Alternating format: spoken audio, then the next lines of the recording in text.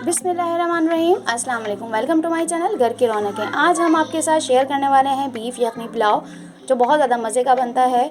आप इस रेसिपी को ज़रूर ट्राई कीजिएगा और आप हमें बताइएगा आपको ये रेसिपी कैसी लगी। चलते हैं हम अपनी रेसिपी की तरफ। यखनी पुलाव के लिए हमने बीफ लिया है 2 kg। इसके बाद हम इसके अंदर ऐड करेंगे धनिया हमने 4 बड़े चमचे खाने के लिए हैं। इसके बाद हम इसके अंदर सौंफ ऐड करेंगे, वो हमने 6 बड़े चमचे लिए हैं। इसके अलावा हमें इसके अंदर प्याज, 1 बड़ा लहसुन, बादियान के फूल, तेज़पत्ता और अदरक का पीस डालेंगे हम इसके अंदर। और फिर हम इसके अंदर एक देगची लेंगे। देगची के अंदर हम अपना बीफ जो हमने लिया है, ये हमने मिक्स लिया है। इसके अंदर हमने चर्बी वाला भी डाला है और रूखा भी डाला है। हमने 2 तरह के लिए हैं, इससे अच्छा पुलाव बनता है। इसके बाद हम इसके अंदर जो हमने लहसुन, प्याज ये सब चीज़ें ली हैं, ये हम इसके अंदर गोश्त के साथ ऐड कर देंगे। गोश्त में इसके ऐड करने के बाद हम इसके अंदर पानी ऐड करेंगे ताकि हम अपनी यखनी चढ़ा सकें। यखनी चढ़ाने के बाद हम इसको चूल्हे पे रखेंगे देगची को, और इसके बाद हम एक पोटली बनाएंगे अपनी।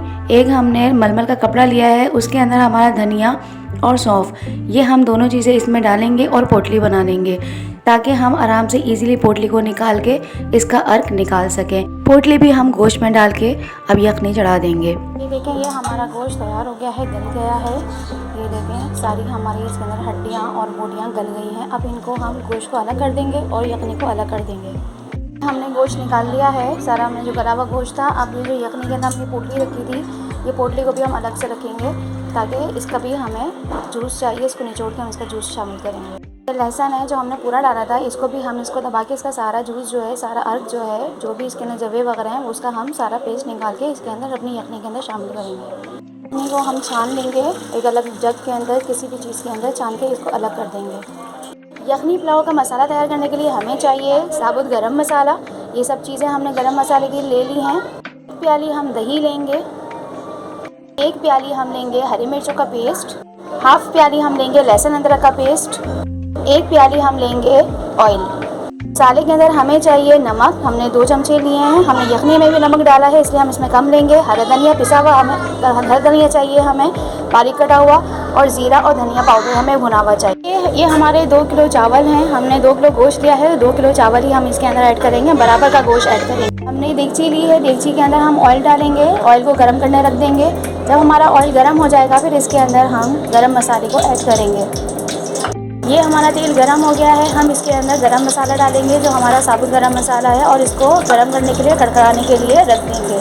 हमारा गरम मसाला गरम हो गया है, कड़कड़ा रहा है। अब इसके अंदर हमें 1 से 2 प्याज जो हमने लिए हैं, वो हम इसको ब्राउन करेंगे। ये हमारी ब्राउन प्याज होना शुरू हो गई है। अब हम इसको, थोड़ी सी प्याज को हम निकाल लेंगे और बाकी प्याज के अंदर हम दूसरी चीज़ें डालेंगे, डाल रहे हैं हम। अब हम इसके अंदर लहसुन अदरक हम डालेंगे। लहसुन अदरक डालने के बाद इसको हम हल्का सा भूनेंगे, और हम इसके अंदर हरी मिर्चों का पेस्ट डालेंगे, जो हमने 1 प्याली भर के रखी है। हम ज़्यादा चावल बना रहे हैं, इसलिए हमें हरी मिर्चें इसमें ज़्यादा डालनी है। आप अपने टेस्ट के हिसाब से कर सकते हैं, कम या ज़्यादा।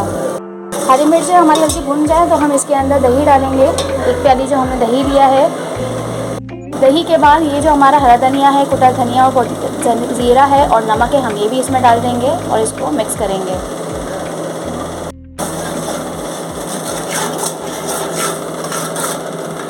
हम जायफल जावित्री का आधा चमचा डालेंगे, इससे खुशबू बहुत अच्छी आती है।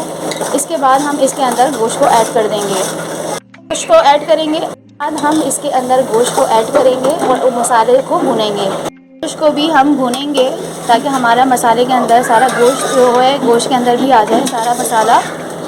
इसको हम 5 से 10 मिनट तक भूनेंगे। भूनने के बाद हम इसके अंदर यखनी डालेंगे।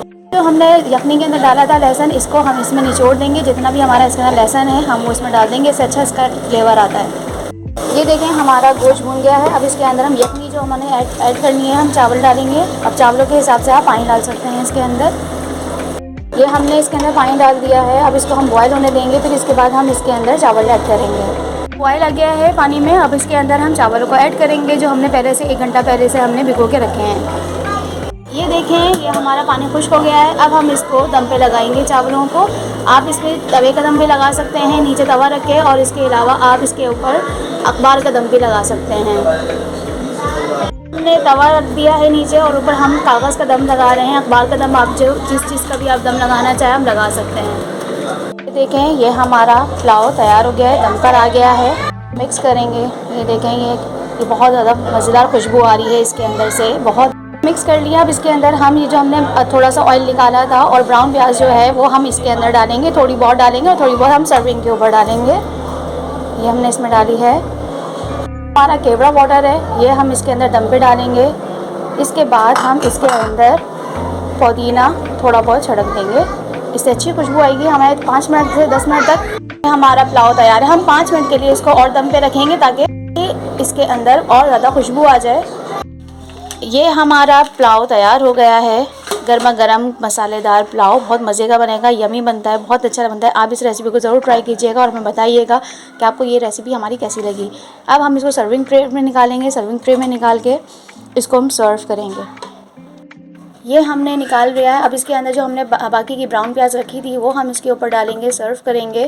اور تھوڑا بہت ہم نے جو پودینہ رکھا ہے وہ بھی ہم اس کے اوپر ڈال کے سرو کریں گے. پودینہ ڈالیں گے. یہ ہمارا گرما گرم بیف کا پلاؤ تیار ہے. آپ اس پلاؤ کو ضرور ٹرائی کیجیے گا.